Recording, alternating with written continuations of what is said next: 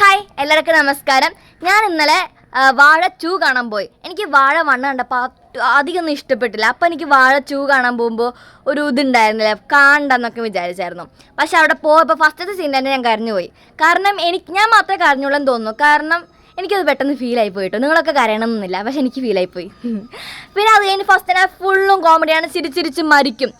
ഇത് മുഖ്യമായിട്ട് കാണാൻ പോകേണ്ട ആരൊക്കെയാന്ന് വെച്ച് കഴിഞ്ഞാൽ ദേഷ്യപ്പെട്ടിരിക്കുന്ന സഹോദരിമാരില്ലേ, അവരോട് നമ്മുടെ കൂടപ്പിറപ്പിനോട് ദേഷ്യപ്പെട്ടിരിക്കുന്ന ആൾക്കാർ അവർ പോയി കാണണം. പിന്നെ ഭയങ്കരമായിട്ട് സ്ട്രിക്റ്റ് ആയിട്ട് നിൽക്കുന്ന ടീച്ചർമാരും സാറുമാരൊക്കെ ഇല്ലേ, അവരും പോയി കാണണം.